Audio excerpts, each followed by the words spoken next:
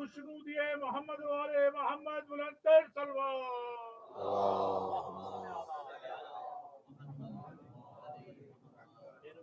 اعوذ باللہ السمیع العلیم من الشیطان اللعین الرجیم بسم اللہ الرحمن الرحیم اللہم صل علی النبی الأمی العربی الہاشمی القرشی المکی المدنی الابتعی التہامی والسراج المضی الكوكب الدری صاحب الوقار والسکینہ المدفون بأرض المدینہ العبد المؤید والرسول المصدد المصطفى الامجد المحمود الحمید الحامد الأحمد حبیب الہ العالمین ابی القاسم محمد اللہم صل علی محمد والصلاة والسلام على الحسين وعلى علي بن الحسين وعلى أولاد الحسين وعلى أصحاب الحسين وعلى أزواج الحسين وعلى إخوة الحسين وعلى أخوات الحسين الذين بذلوا مهجهم دون الحسين وعلى الأرواح التي حلت بفناء الحسين أما بعد فقد قال الله الحكيم في القرآن الكريم بسم الله الرحمن الرحيم يا أيتها النفس المطمئنة ارجعي إلى ربك راضية مرضية فادخلي في عبادي وادخلي جنتي وقال سيد الكونين حسين مني وأنا من حسين احب اللہ من احب حسینا صلوات اللہم صل علی خداوند قدوس ہماری اس عبادت کو اپنی بارگاہ میں قبول فرمائے، اس بارگاہ کو امام زمان کی پسندیدہ بارگاہوں میں شمار فرمائے۔ آپ سب حضرات و خواتین کا اپنے بچوں کے ساتھ اپنے گھر بار کو چھوڑ کر آقا مظلوم کربلا کی صف عزا پہ آنا عبادت شمار فرمائے۔ ہمارے وارث کو جلدی سے ظہور عطا فرمائے، ہماری آنکھوں کو زیارت امام زمان سے منور فرمائے، ہمارے آقا و مولا کو خدا ہم سے راضی فرمائے۔ خدا آپ کو اس قدر وسیع رزق دے کہ بارگاہوں کو آپ کو گزارش نہ کرنی پڑے اور آپ کے ہاتھوں سے بارگاہوں کے کام سر انجام دینے کی توفیق عطا فرمائے۔ خدا آل سعود اور آل خلیفہ کو نیست و نابود فرمائے۔ آپ ایک صلوات بھیجئے، میں اپنا بیان شروع کروں۔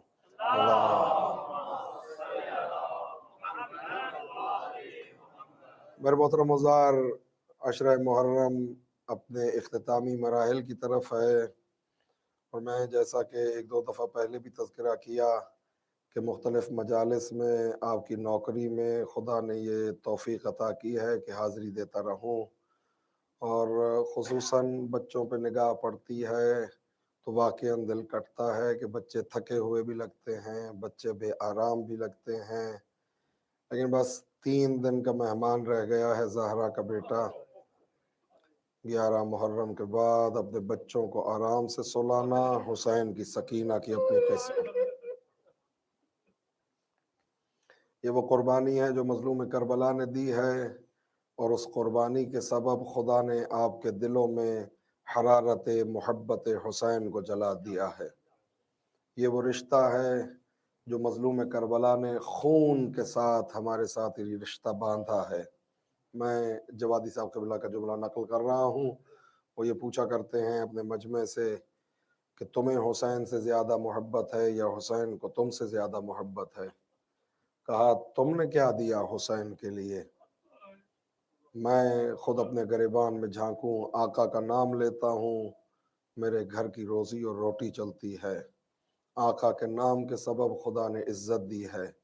میں نے کیا کیا حسین کے لیے؟ حسین نے اکبر قربان کر دیا میری ہدایت کے لیے، حسین نے اصغر قربان کر دیا میری ہدایت کے لیے۔ محبت کس کو زیادہ ہے؟ حسین کو جتنی تم سے محبت ہے اس کا اندازہ نہیں ہو سکتا۔ مثلا میں ایک جملہ عرض کروں، میں سوچ کے کچھ اور آیا تھا لیکن بات اس طرف چل پڑی ہے تو میں دو جملے ضرور عرض کرنا چاہتا ہوں۔ کون سا تمہارا غم ہے کہ جس نے تمہیں بے چین کیا ہے۔ کوئی ایسا غم نہیں ہماری زندگی میں، ماں تو ہم حسین کی ماں کو روتے۔ میں خدا کی قسم چونکہ داغ دیدہ آدمی ہوں، میرے سگے بھائی اور ہمارے 5 بھائیوں میں سے سب سے جو بریلینٹ اور سب سے سمارٹ تھے سید علی شیرازی مرحوم، ہی بس 27، وہ فوت ہوئے ہیں۔ تو میں داغ دیدہ ہوں، مجھے علم ہے کہ عزاداری کی قیمت اس ماں سے پوچھو جس کا جوان اس دنیا سے چلا جائے۔ ماؤں کے جوان بیٹے جائیں، مائیں اپنی عقل کھو بیٹھتی ہیں۔ حسینی مائیں ہیں، جوان بیٹا جائے حسین کے اکبر کو روتی ہیں۔ یہ اتنی بڑی نعمت ہے عزائے مظلوم کربلا، یہ اتنا بڑا کرم ہے خداوند قدوس کا ہم پر کہ جس نے ہمیں غم منانے کا انداز سکھا دیا۔ میں خدا کی قسم کوئی خطابت نہیں کر رہا، دنیا آپ سے سیکھتی ہے، دنیا آپ کو دیکھتی ہے کہ خوشی منانی ہے تو ان جیسے مناؤ، غم منانا ہے تو ان سے سیکھو کہ غم کیسے منایا جاتا ہے۔ عزاداروں کی صحت و سلامتی کے لیے ایک صلوات بھیجیے محمد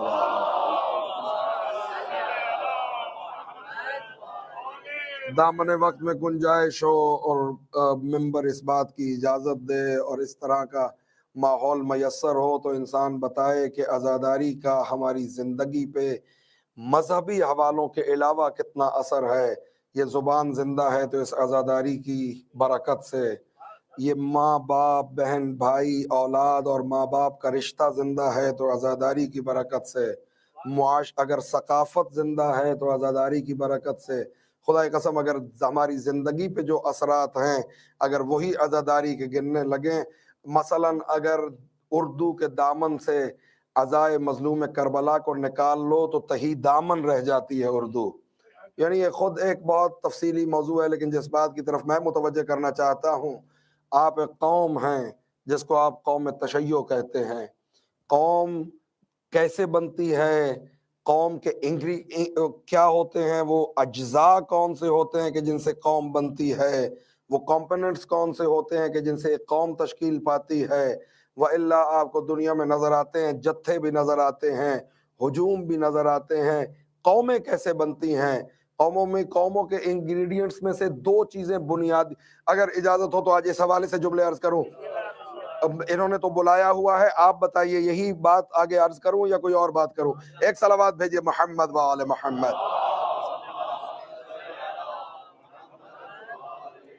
قوم 2 چیزوں سے بنتی ہے، ان میں سے کوئی ایک چیز بھی لیک کر جائے تو وہ قوم نہیں رہتی۔ ایک قوم بنانے کے لیے ایک نظریاتی اساس چاہیے، ایک بڑا مضبوط نظریہ چاہیے، ایک بہت مضبوط علمی بنیاد چاہیے۔ اگر علمی بنیاد نہ ہو، اگر نظریہ نہ ہو، اگر وہ نظریہ مضبوط نہ ہو تو قوم تشکیل نہیں پا سکتی۔ کہ اگر نظریے میں جھول ہوں تو پھر ہمارا ایک سیکٹ ہے پاکستان میں کہ ان کے مولویوں کی آپ تقریریں سنیں تو وہ یہی چیختے رہتے ہیں کہ تم میں سے آدھوں کو وہ لے جاتے ہیں اور آدھے شیعہ ہو جاتے ہیں۔ وہ کہہ کیا رہے ہوتے ہیں کہ نظریاتی اساس اتنی مضبوط نہیں ہے کہ ہم تمہیں انٹیکٹ رکھ سکیں۔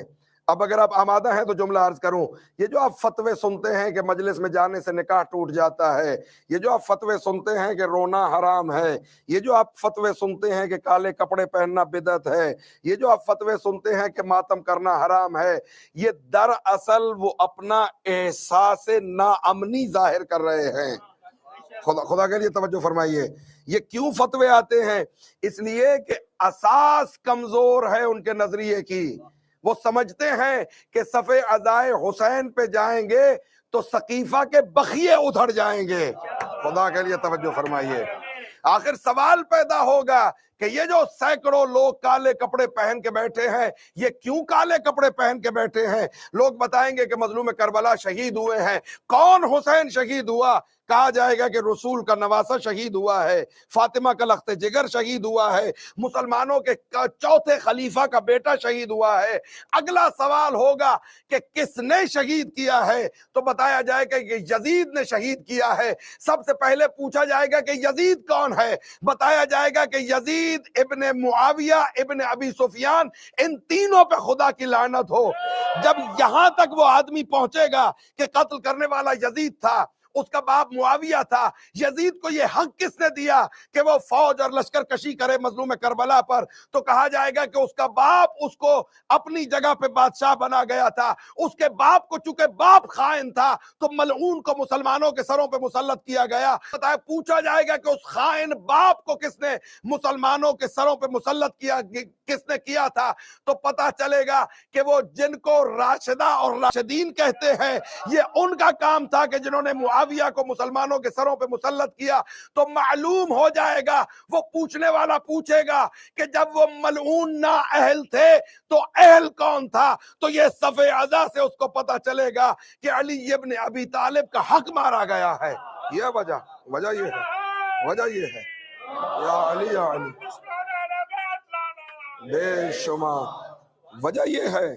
مثلا قرآن پڑھے گا، قرآن تو پڑھتے ہیں نا، وہ تو قرآن ادھر مظلوم ہے، ادھر اتنا مظلوم اور حوالے سے ہے کہ قرآن جو قیامت کے دن شکوہ کرے گا کہ مجھے مہجور چھوڑ دیا گیا، وہ جو دیوبند ہے اس سے شکوہ کرے گا؟ نہیں. جنہوں نے پڑھنا تھا انہوں نے نہیں پڑھا، نا اہلوں کے ہاتھ میں قرآن چلا گیا. قرآن آپ کی کتاب مشکل ہو گئی ہے. اجازت ایک صلوات بھیجئے محمد وآل محمد. یہ خطرہ محسوس کرتے ہیں، اس لیے فتوے آتے ہیں. یہ فتووں کی اور کیا ضرورت ہے اگر آپ کی نظریاتی اساس. میں نے کبھی کسی کو روکا ہو کہ اسی ویسٹ اینڈ میں طاہر القادری کی مسجد ہے، کبھی کسی شیعہ عالم نے ذاکر نے روکا مت جانا؟ نہیں. میں کہتا ہوں جاؤ، ضرور جاؤ. جب دیکھو گے کہ دین ناچنے والوں کا ہے، جب دیکھو گے کہ پھو پھو کرنے والوں کا دین ہے، تو معلوم ہو جائے گا کہ حسین ابن علی کا دین اور ہے، یہ دین اور ہے. نظریہ مضبوط ہو. یا علی یا علی زندہ باد، زندہ باد. یزیدیت مردہ باد، یزیدیت مردہ باد. نعرہ صلوات. اللہم صلی علی. ہمیں کس چیز کا ڈر ہے؟ جاؤ ہندوؤں کو دیکھو وہ کیا کرتے ہیں، سکھوں کو دیکھو وہ کیا کرتے ہیں، گھومو پھر بتاؤ کہ اگر کوئی علی جیسا ملے. ایک صلوات بھیجئے محمد وآل محمد. قوم بنتی ہے مضبوط، قوم وہ ہے جس کا نظریہ مضبوط ہو. مضبوط قوم وہ ہے جس کی علمی اساس مضبوط ہو. مضبوط قوم وہ ہے کہ جس کا آقا یہ اعلان کرے سلونی سلونی قبل ان تفقدونی. جس قوم کے راہبر کے پاس ہر سوال کا جواب ہو، اس قوم کو کس کا ڈر ہے؟ نہ اس طرح نہیں. آپ کو اچھا لگے یا نہ لگے، 3 راتیں تو اور آپ کے حاضر خدمت میں نے ہونا ہے، تو میرے ساتھ چلیں گے. میرے لیے بھی کام آسان ہو جائے گا، آپ کے لیے بھی آسان. آپ نے میرے لیے مشکل بنایا، میں آپ کے لیے مشکل. ایک صلوات بھیجئے محمد وآل محمد.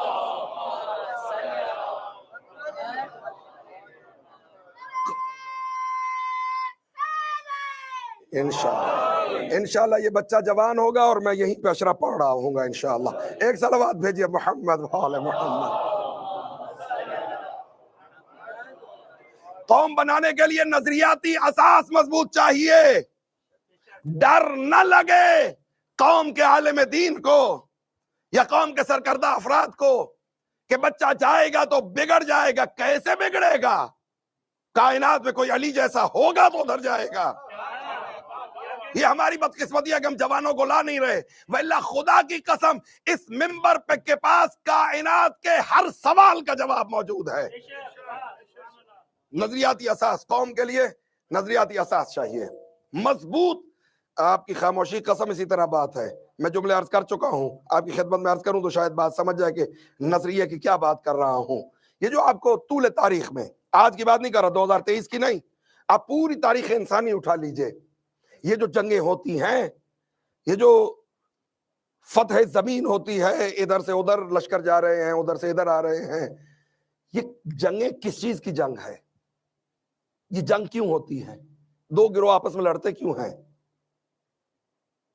لڑائی ملکوں کی نہیں ہوتی، لڑائی فوجوں کی نہیں ہوتی، لڑائی اسلحے کی نہیں ہوتی، لڑائی نظریے کی ہوتی ہے. ہاں خاموشی چھا گئی. لڑائی نظریے کی ہے، نظام نظام کے ساتھ ٹکراتا ہے، سسٹم سسٹم کے ساتھ ٹکراتا ہے۔ یہ حسین علیہ السلام اور یزید لعین کی جنگ نہیں تھی، نظام ولایت اور بنو امیہ کے نظام کی جنگ تھی۔ خدا کے لیے نہ آگا، اس طرح نہیں، اس طرح نہیں، نہ میں آسان کرتا ہوں۔ نظام آپس میں ٹکراتے ہیں، سسٹم آپس میں لڑتے ہیں۔ اگر نظام کی بنیادی اساس یعنی نظریاتی اساس، علمی اساس مضبوط ہو، ملک ختم بھی ہو جائے، نظام اتنا طاقتور ہوتا ہے دوبارہ ملک بنا دیتا ہے۔ فوج ختم ہو جائے، نظام طاقتور ہو دوبارہ فوج بنا دیتا ہے۔ آپ کی خاموشی کو دیکھتے ہوئے جملہ عرض کر رہا ہوں، اگر 72 قتل بھی ہو جائیں، نظام طاقتور ہو، اکیلے سجاد پھر انقلاب برپا کر دیتے ہیں۔ نظام کی نظام کے ساتھ جنگ ہوتی ہے۔ فوج ختم بھی ہو جائے، نظام پھر مختار ثقفی کو پیدا کر دیتا ہے۔ نظام کی نظام کے ساتھ آج کے دور میں دیکھ لیجئے، یہ امریکہ اور روس کی جنگ، یہ کیا ان کو زمین اور چاہیے؟ تھوڑی زمین ہے ان کے پاس؟ نہیں، کیپٹلزم اور میں اس تفصیل میں نہیں جانا چاہتا تھا، اپنے وقت میں گنجائش نہیں ہوتی۔ یہ کیپٹلزم اور کمیونزم کی جنگ تھی، نہیں یہ کہ ان کو ان کی شکل اچھی نہیں لگتی تھی، نہ، نظام نظام کے ساتھ ٹکراتا ہے۔ اور پھر جو اس طرح کے استعماری نظام ہوں جیسا ہمارے ہمسایوں کا ہے، تو یہ پھر کمزور نظام کو ڈھونڈتے ہیں کہ جس کے پلے علمی اساس ہو ہی نہیں، تاکہ اس کے مقابلے پہ جائیں، پھر ایک ہلہلہ ہو میڈیا پہ تو لوگ متنفر ہو جائیں۔ مثلا افغانستان پہ اٹیک کیا، افغانستان اور اس کا کوئی آپس میں کمپیریزن ہی نہیں ہے، وہاں پہ عمری اور بکری آگا گھبرائیے نہیں، ملا عمر اور ابوبکر بغدادی کے حوالے سے کہہ رہا ہوں، عمری اور بکری نظام تھا، اس پر اس کیپٹلزم نے حملہ کیا اور بتایا کہ یہ عمری نظام کتنا برا نظام ہے تاکہ اس کو طاقت مل جائے۔ اگر نہ اس طرح خدا کے لیے میرے ساتھ چلیے، مثلا صدام ملعون، اس نے ایک نظام بنایا ہوا تھا، ایک ملغوبہ تھا نیشنلزم کا اور کمیونزم کا، بالکل بیکار سا نظام تھا۔ کیپٹلزم نے اس پہ حملہ کیا، اس کو تہس نہس کیا، اور ادھر ایک لہر چلی میڈیا میں، اتنا گندا نظام ہے، اتنا برا نظام تھا، اس میں یہ ہوتا تھا، اس میں وہ ہوتا تھا، عمری نظام میں یہ ہوتا تھا، فلاں ہوتا تھا۔ اس طرح نظام خود کو طاقتور کرتا ہے۔ لیکن ادھر ایک اور ملک بھی ہے، there is no comparison۔ فوج کو دیکھا جائے، یہاں پہ ٹریلینز آف ڈالرز، اور سبحان اللہ، نہ انہوں نے کبھی کوئی جنگ جیتی ہے، نہ وہ جو بھاگتے تھے انہوں نے کوئی جنگ جیتی ہے۔ یہ جو بدماش ہوتے ہیں ان میں قدر جو ہے وہ مشترک ہوتی ہے۔ ان کی بھی جتنی روایتیں پڑھی ہیں، انہوں نے جب بھی مارا ہے بہن کو مارا ہے، انہوں نے بھی کوئی جنگ نہیں جیتی، انہوں نے بھی کوئی جنگ نہیں جیتی۔ تو یہ جو اتنی بڑی انڈسٹری ہے اسلحے کی، پوری دنیا کو بارود پہ بٹھایا ہوا ہے، وہیں پہ اسی نیبرہڈ میں ایک اور ملک ہے، کوئی کمپیریزن نہیں ہے آپس میں، تو وہاں کیوں نہیں فتح ملتی؟ اتنی گھبراہٹ کیوں ہے؟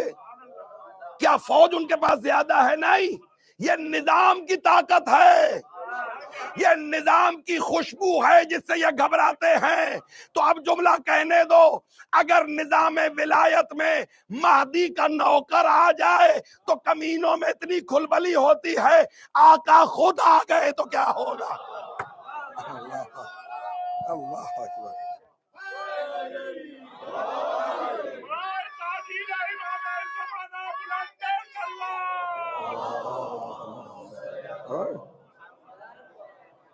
نظام کی طاقت ہے، نظریے کی طاقت ہے۔ نظریہ خوشبو کی طرح ہوتا ہے، خوشبو کو آپ نہیں کہہ سکتے کہ بارڈر سے آگے نہیں جانا، خوشبو کے بارڈرز نہیں ہیں۔ یہ نظام ولایت کی خوشبو جس دن یہاں تک پہنچ گئی، یہ کینیڈا بھی حسینی ہو جائے گا۔ ایک صلوات بھیجئے محمد وآل محمد۔ اور یہ کوئی گپ نہیں ہوتی، میں آپ کے پاس تقریباً کوئی 5-6 سال سے تو حاضر ہو رہا ہوں، درمیان میں کبھی کبھی یہ مجھے نکال بھی دیتے ہیں آپ کا ذائقہ بدلنے کے لیے۔ مسلسل آپ کی خدمت میں حاضر ہو رہا ہوں. میرے والد کہتے تھے کہ ہونے والا کوئی یقین نہیں کرتا تھا. یہ کوئی خطابت نہیں ہے کہ جوش میں نے کہہ دیا کہ کینیڈا حسینی ہو جائے گا. نا، حقیقت ہے. صدام جب تک امریکہ نے حملہ نہیں کیا تھا کوئی کہہ سکتا تھا کہ وہاں اس طرح عزاداری ہوگی؟ اپنی آنکھوں سے دیکھی، اپنی آنکھوں سے دیکھا ہے. یہ کینیڈا بھی اسی طرح حسینی ہو جائے گا. میں آپ کی خدمت میں عرض کرتا تھا کہ آل سعود جانے والے ہیں، ختم ہونے والے ہیں. گھٹنے ٹیک کے بیٹھ گئے ہیں نا. اس طرح خدا کے سامنے تشہد میں نہیں بیٹھے جس طرح وہ سپاہی پاسداران کے سامنے بیٹھ گئے ہیں. یہ ان کی حقیقت یہ ہے. نائجیریا میں کہاں تشیع تھی؟ آج نائجیریا تشیع کے حوالے سے جانا جاتا ہے. اگر ہم آپس کی لڑائیاں چھوڑ دیں تو یہ کینیڈا حسینی ہونے میں سال بھی نہیں لگیں گے. ایک صلوات بھیجیے محمد وآل محمد. یعنی نظریے میں طاقت ہو قوم بنتی ہے. قوم کی اساس نظریہ، علم، علمی حوالے اتنے مضبوط ہونے چاہیے کہ جب قوم کے سامنے کوئی سوال آئے تو خدا خبر اب آپ اس بات سے آگاہ ہیں یا نہیں. وہاں جس طرح آپ کے یہاں تحفۃ العوام ہے نا، مشہور کتاب، ایک کتاب بھائیوں کی بھی ہے کہ جب قوم کے سامنے سوال آئے تو کچی روٹی پکی روٹی نہ اٹھائی جائے، نہج البلاغہ دکھائی جائے. میں اور کیسے جملوں کے ذریعے یہ آپ تک پہنچ سکتا ہوں. نظریاتی اساس مضبوط ہونی چاہیے، علمی حوالہ اتنا تگڑا ہونا چاہیے. یہ قوم کے لیے پہلی چیز. دوسری چیز جذباتی وابستگی. یہ دو چیزیں، نظریہ اور جذباتی وابستگی. اگر فقط نظریہ ہو تو وہ کتابوں کی زینت بن کے رہ جاتا ہے. صاحبان علم تشریف فرما ہے، یونانی فلاسفہ کے نظریہ توحید کو پڑھیے، تقریباً قرآنی نظریہ توحید ہے. یونانی فلاسفہ نے جو نظریہ توحید پیش کیا، ارسطو نے، جا کے پڑھیے، قریب ہے بالکل اسلامی نظریہ توحید کے. تو امت کیوں نہ بنی؟ قوم کیوں نہ بنی؟ چونکہ جذباتی وابستگی نہیں تھی. ارسطو کے ساتھ جذباتی وابستگی نہیں تھی. جذباتی وابستگی نہ ہو تو نظریہ کتنا ہی طاقتور کیوں نہ ہو کتابوں میں دفن ہو کے رہ جاتا ہے. آگا خدا کے لیے، میں سوشل سائنس جس نے پڑھی ہوئی ہے وہ تو میرے ساتھ بولے کہ اگر نظریہ مضبوط بھی ہو لیکن جذباتی وابستگی نہ ہو کتابوں کے اوراق میں دفن ہو جاتا ہے. نظریے کے ساتھ قوم بنانے کے لیے جذباتی وابستگی ضروری ہے. توجہ، جذباتی وابستگی. اکیلے جذبات ہو قوم بنتی ہے؟ نہیں. جذبات کی تعریف، آپ گھبرا تو نہیں گئے؟ ہے اجازت آج اسی حوالے سے گفتگو کروں؟ نعرہ صلوات. اللہ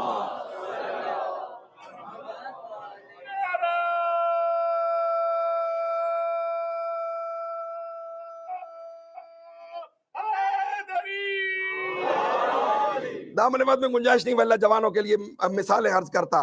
فقط جذبات ہوں، جذبات کی تعریف یہ ہے ابھرتے ہیں بیٹھ جاتے ہیں. ابھی دھمکیاں طلاق کی، گھنٹے کے بعد قرآن صدقے جا رہے ہوتے ہیں. جذبات ابھرے بیٹھ گئے. خوشی ہوئی، تھوڑی دیر بعد اسی کے ساتھ لڑائی ہے.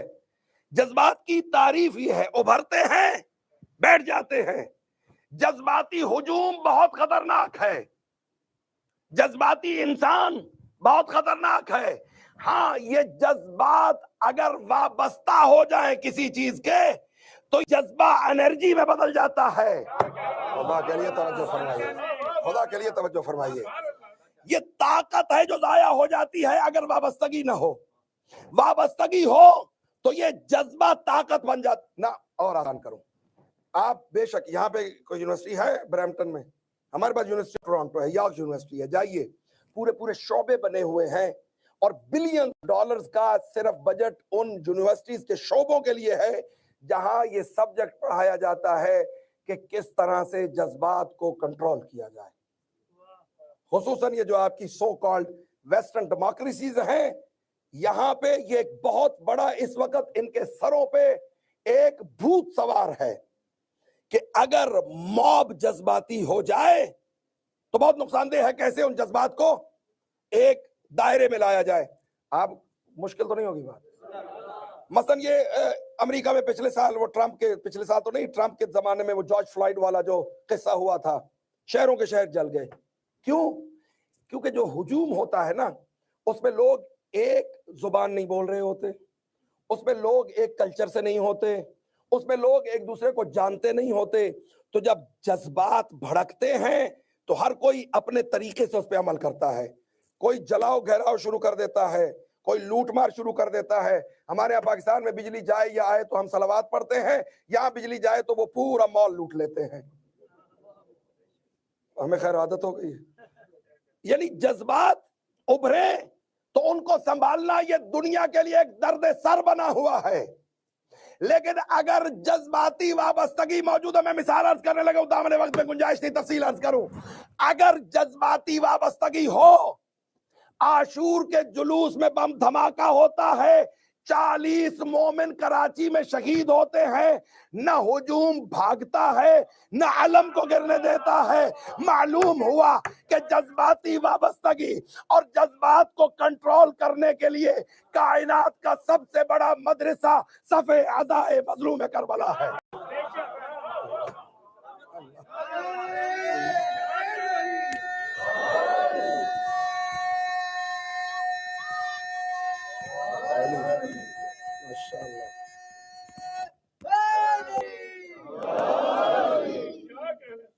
عزاداری کی برکات، اگر موقع ملا تو تفصیل سے عرض کروں گا. یعنی جذباتی وابستگی بھی ضروری ہے، اساس علمی بھی ضروری ہے.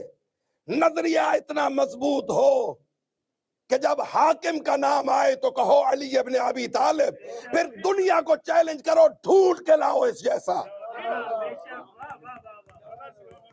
جذباتی وابستگی کے لیے ایسے رول ماڈل چاہیے کہ جن کے لیے انسان یہ کہہ سکے بے ابی انت و امی و اہلی و ولدی و مالی. ایسی جذباتی وابستگی کہ ماں باپ قربان ہو جائے. ہے اجازت اب جملہ عرض کروں؟ یعنی علمی اساس اور جذباتی وابستگی. علمی اساس مثال کے طور پہ قرآن. جذباتی وابستگی جو 40 سال کافر رہا، جس کے پیٹ میں چاقو لگا تو شراب پینے لگا، جذباتی وابستگی ان کے ساتھ ہوگی. ان کے ساتھ جذباتی وابستگی ہو تو جذبات میں مولوی ستارہ مارکیٹ میں پھٹ جاتے ہیں. میں اور کتنا آسان کروں. جب ایسوں کے ساتھ جذباتی وابستگی ہوگی خود کش بمبار بنیں گے. بس اب نتیجے پہ لے آیا میں، علمی اساس کی حفاظت بھی ضروری ہے قوم بنانے کے لیے، جذباتی وابستگی بھی ضروری ہے قوم بنانے کے لیے. آپ کے پاس دونوں چیزیں موجود ہیں. علمی سرحدوں کی نگہبانی کو اجتہاد و مرجعیت کہتے ہیں، جذباتی وابستگی کو عزاداری کہتے ہیں. اللہ اللہ، ایک صلوات بھیجئے محمد وآلہ محمد.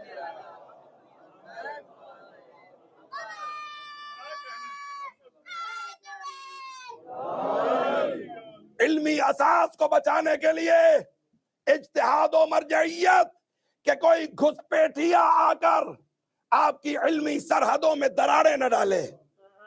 یہ ہم موج مستی میں جس سے مرضی دین پوچھنے لگتے ہیں، مجھ جیسا جاہل بتانے لگے فتویٰ، اس کو کہو فتویٰ دو نہیں، فتویٰ بتاؤ. اللہ خدا کے لیے توجہ فرمائیے. مت اس کو کہیے فتویٰ دینا تمہارا کام نہیں ہے، فتویٰ بتانا تو. اب ہے اجازت اسی حوالے سے 2 جملے عرض کروں نہ، واقعاً یہ سننا چاہتے ہیں. ایک صلوات بھیجئے محمد وآلہ محمد. میں یہ مثال دے کے آ رہا ہوں. ہمارے پاس ملتان کے ساتھ ایک جگہ ہے شجاع آباد، وہاں پہ بہت معروف کیمپ لگتا ہے، آئی کیمپ. اس میں وہ موتیے کے آپریشن فری کرتے ہیں. ایک دن میں 500 آدمی کا آپریشن فری وہ موتیا اتارتے ہیں. کالا موتیا نہیں، وہ سخت ہوتا ہے، سفید والا. اب وہاں ڈاکٹر جاتا ہے، اب دامن وقت میں گنجائش بھی نہیں، بہت جلدی گزرنا ہے، مجھے نتیجہ آپ کی خدمت میں عرض کرنا ہے. ڈاکٹر جاتا ہے، دن میں 200 آپریشن کرتا ہے. ڈاکٹر کے جو ہیلپر ہوتا ہے، جس کے کمپاؤنڈر، وہاں تو کمپاؤنڈر کہتے ہیں، پتہ نہیں انگلش میں حقیقی پروننسیشن کیا ہے مجھے نہیں پتا، وہاں کمپاؤنڈر بھی کہتے ہیں. تو وہ ساتھ کھڑا ہے، دیکھ رہا ہے. روزانہ ڈاکٹر کو 200 آپریشن کرتے آنکھوں کے دیکھتا ہے. It takes like 10 to 15 minutes. تو وہ دیکھ رہا ہے، روز دیکھ رہا ہے، 100-200 آپریشن دیکھ رہا ہے. 6 مہینے کے بعد سچا واقعہ، 6 مہینے کے بعد یہ سچا واقعہ نہیں، یہ سچ ہے پاکستان میں. 6 مہینے کے بعد کمپاؤنڈر جو ہے وہ ڈاکٹر سے زیادہ مشہور ہو گیا، وہ آپریشن پہ آپریشن کیے جا رہا ہے. وہ 300-400 آنکھیں روز آپریٹ ہوتے ہوئے دیکھی ہیں. آسان کام تھا اس کے لیے، بریلینٹ تھا، سمارٹ تھا، اسے خود آپریشن شروع کر دیے، خود آپریشن شروع کر دیے، مشہور ہو گیا. کوئی ہم جیسا سیانہ اس کے پاس گیا، اس نے کہا بھی دیکھو کام تو تمہیں آتا ہے، تو پنجابی میں کہتے ہیں پھڑے جاؤ گے. کام تو تمہیں آتا ہے، پڑھ بھی لو، ڈگری لے لو، کام تمہیں آتا ہے. کہا کہ بے خوف ہو کے کام کرو. اس کے بھی دماغ کو بات لگی، میڈیکل سکول چلا گیا، آئی اسپیشلسٹ بن کے واپس آیا، بورڈ لگ گئے، پہلا آدمی آیا آپریشن کے لیے. اب جو نشتر ہاتھ پہ پکڑا تو ہاتھ کانپنے لگا. آنکھ کا آپریشن، وہ جو 50 آپریشن کرتا تھا عطائی ڈاکٹر، اب جب اصلی ڈاکٹر بن گیا تو ہاتھ کانپنے لگا. اور بندے نے پوچھا کہ ہاتھ کیوں کانپ رہا ہے؟ کہا مجھے آنکھ کی معرفت مل گئی ہے. جب جاہل تھا مجھے آنکھ کی معرفت نہیں تھی کہ خدا کا کتنا شاہکار ہے یہ عضو، کتنا نازک ہے، معلوم نہ تھا. اب جب معرفت حاصل ہو گئی اب ہاتھ کانپتا ہے. یہ جو آپ کو یہاں سے آ کے بتاتے ہیں کہ نماز ایسے پڑھو اور فلاں ایسے کرو، یہ عطائی ڈاکٹر ہیں، ان کے ہاتھ اس لیے نہیں کانپتے.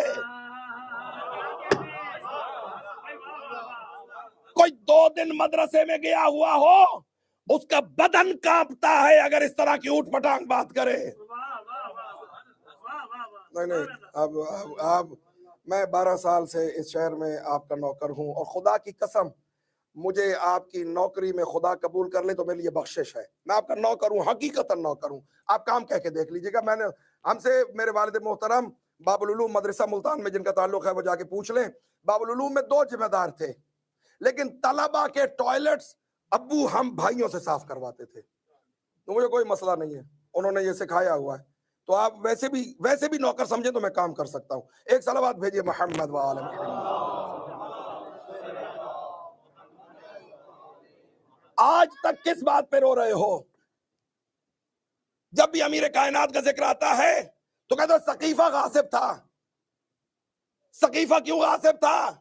کہا کہ 40 سال کافر رہنے والا ہمیں بتائے گا کہ اسلام کیا ہے. تو یہاں پہ کیا ہو گیا ہے؟ 40 سال وہابی رہنے والے تمہیں شیعت سمجھائیں گے کہ نماز ایسے اور روزہ ایسے ہے. یہ بچے ہیں، آپ کو خدا ان کی زندگیاں کرے، ان کی جوانیاں دیکھو، ان کی ترقیاں دیکھو. عطائی ڈاکٹر کے پاس لے جاؤ گے بچے کو؟ نہ مشکل ہے سوال. بچے کو عطائی ڈاکٹر کے پاس لے جاؤ گے؟ گھر بنوانا ہو مجھ سے بنواؤ گے؟ کیوں اناڑی ہوں؟ دین اتنا مظلوم ہے کہ جو مرضی آ کے تمہیں دین بتانا شروع کر دے.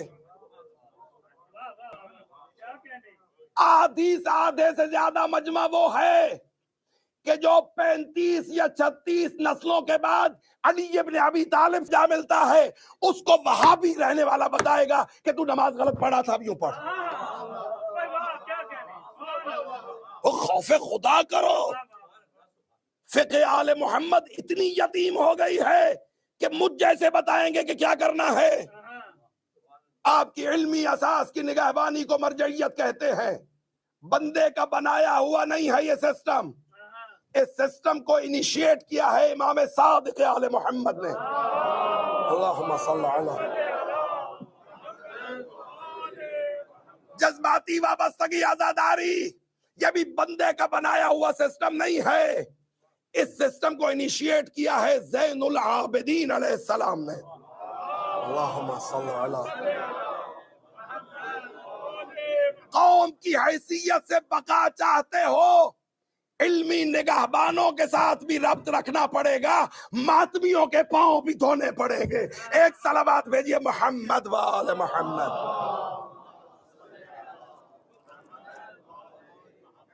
اتنا غریب ہے دین کہ مجھ جیسے لوگ آپ کو فتوے بتائیں گے. مجھ جیسا کوئی آدمی فتویٰ دینے لگے تو کہو کہ تمہارا کام فتویٰ دینا نہیں ہے، فتویٰ بتاؤ کہ فلاں عالم نے یہ کہا ہے.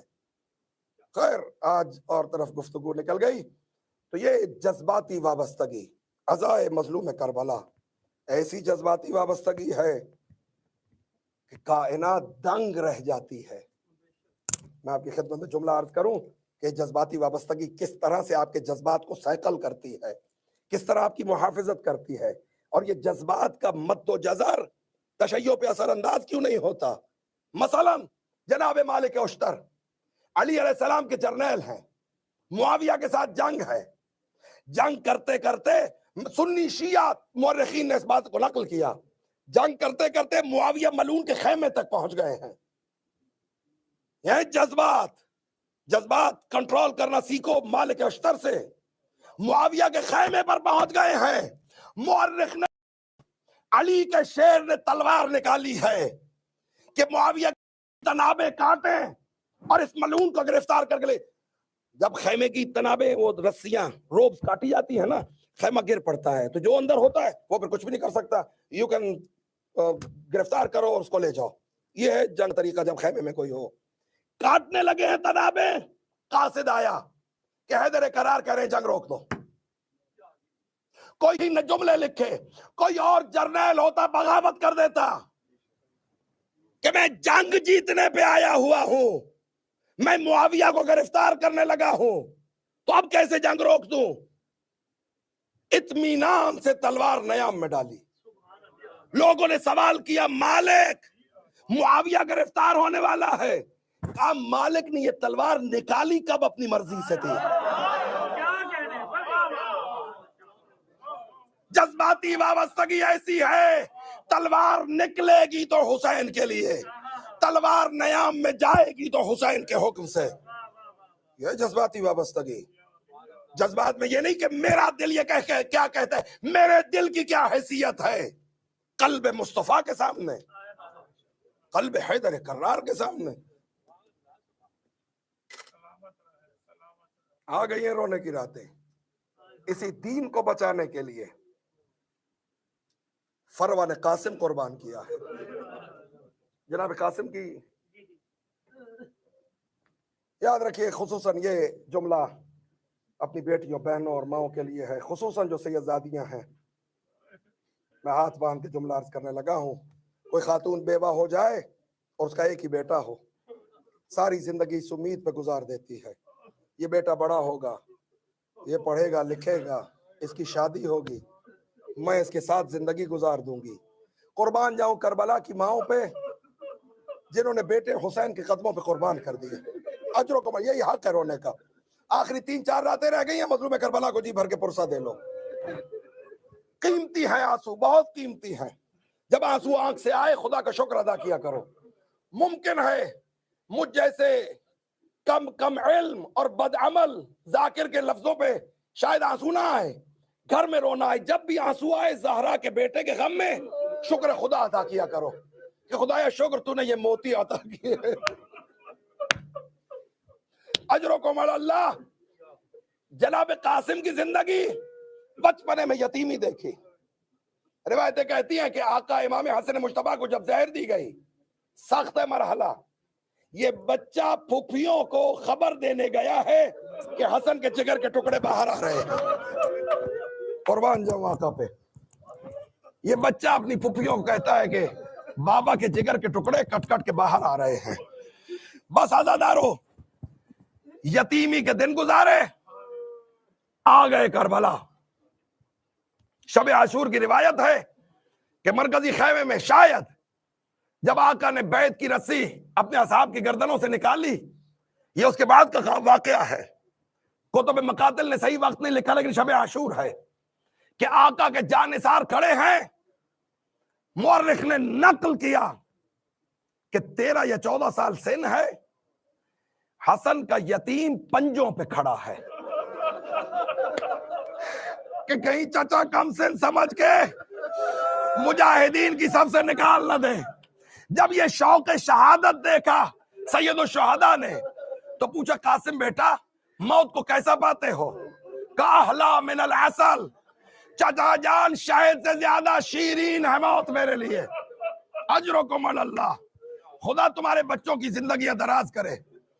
روایت کہتی ہے کہ شوق شہادت اس قدر عروج پر ہے کہ آقا مظلوم کربلا سے پوچھا چچا میری دل کی تسلی کے لیے مجھے بتائیں کہ میرا نام شہداء کی فہرست میں ہے؟ سیدو معاف کرو تو جملہ عرض کروں، سید الشہداء نے مظلومیت والا جواب دیا، کہا قاسم فقط تم شہداء میں نہیں ہو، اصغر کا نام بھی شہیدوں میں شامل ہے۔ حیدر پوتے نے انگڑائی لی، کہا چچا کیا یہ ملعون خیموں تک آ جائیں گے؟ کہا نہیں، اصغر کو لے کے میں میدان میں جاؤں گا، اجرکم علی اللہ۔ سخاوت حسین، روایتیں کہتی ہیں کسی شہید کو حسین نے پہلی دفعہ موت کی اجازت نہیں دی، پورے شہداء کربلا میں سے فقط اکبر ہے کہ جس کو حسین نے نہیں کہا کہ مت جاؤ۔ اکبر اپنی طرف سے قربان کرنا ہے نا، حسین نے نہیں روکا۔ قاسم کے بارے میں روایتیں لکھی گئیں کہ اصحاب نے جب لڑائی شروع کی اور شہادتیں پیش کرنا شروع کی، قاسم چچا کے پاس جاتے ہیں، چچا مجھے جانے کی اجازت دیجئے۔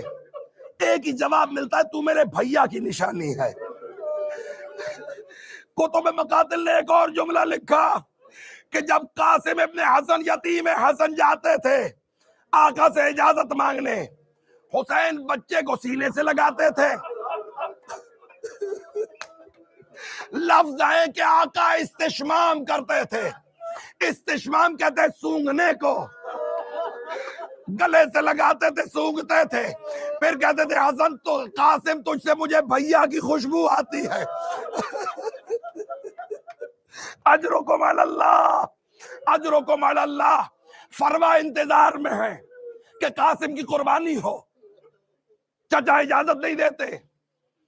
بچہ آیا، خیمے کے اندر نہیں گیا، قاسم ابن حسن خیمے سے باہر بیٹھ گئے، سر گھٹنوں میں دیا ہوا ہے، آقا گریہ فرما رہے ہیں۔ جناب ام فروا باہر نکلی، بیٹے پہ نظر پڑی، خدا کسی ماں کو روتا ہوا جوان بیٹا نہ دکھلائے۔ کہا قاسم کیوں رو رہے ہو؟ کہا اماں آپ کہتی ہیں کہ جا کے قربان ہو جاؤ، چچا اجازت نہیں دیتے، میں کروں تو کیا کروں؟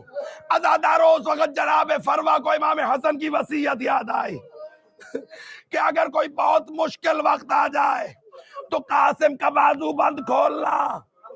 عزادارو، اس سے بڑھ کے فروا پہ کون سی مشکل ہوگی کہ اس کے بیٹے کو شہادت کی اجازت نہیں مل رہی، میں قربان جاؤں کربلا کی ماؤں پہ۔ عزادارو، بازو بند کھولا، بس جیسے ہی کاغذ کو کھولا تو لکھا ہوا تھا اذا کان یوم عاشورا، حسین جب عاشور کا دن آ جائے، جب آپ تنہا رہ جائیں تو قاسم کو میری نیابت میں قربان۔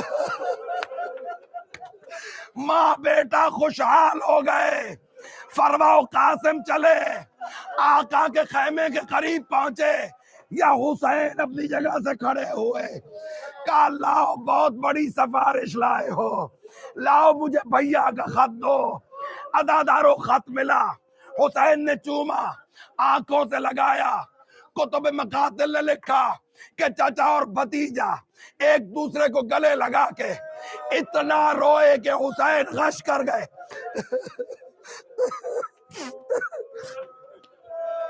خدا کرے خدا میرے جگر میں طاقت دے کہ میں مصائب اختتام تک لے جا سکوں۔ عزادارو، قاسم کو اجازت ملی، قاسم چلے ہیں، جنگ کے احوال تفصیلی ہے، یا ایک دفعہ یکبارگی حملہ کیا گیا، حسن کا یتیم گھوڑے کی پشت پہ سنبھل نہ سکا، کہا یا ابا عبداللہ ادرکنی۔ عزادارو، حسین کو قاسم بلائے۔ میں اسی طرح کہوں گا، عباس کی طرح جھپٹے ہیں حسین فوج اشقیاء پر۔ عزادارو، مشرق کے گھوڑے مغرب کو بھاگے، مغرب کے مشرق کو بھاگے، حسن کے یتیم کا جسم پائمال ہو گیا۔ حسین مقتل میں گئے، قاسم کہاں ہو؟ لاشا نظر نہیں آتا۔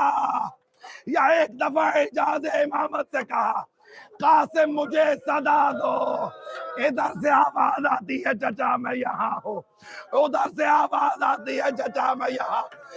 قاسم کے تبرکات کربلا میں پھیل گئے، مظلوم کربلا نے آبا کا دامن بچھایا، یتیم حسن کے ٹکڑے اکٹھے کرنا شروع کیے۔ اس کے بعد ایک بیان کیا کہ قاسم، حسین کو شہادت تک یہ افسوس رہے گا تو نے بلایا میں نہ پہنچ سکا۔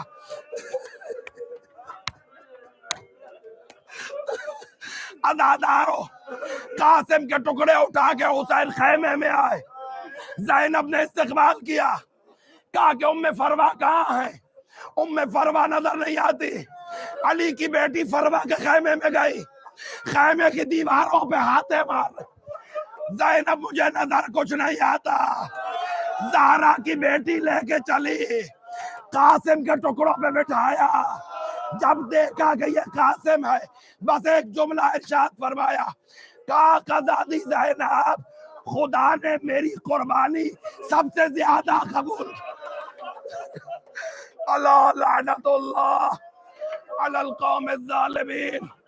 خدایا ان بہتے ہوئے آنسوؤں کا واسطہ, یتیم حسن کا واسطہ, امام زمان کے ظہور میں تعجیل فرما. ماتم حسین, یا حسین, حسین, یا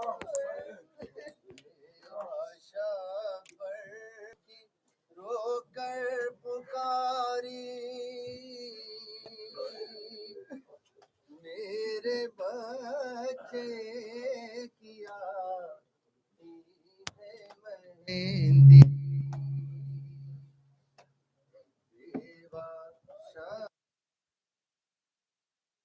کر پکاری میرے بچے کیا تی ہے مہندی. لوگ کرتے ہیں کیوں آہوزاری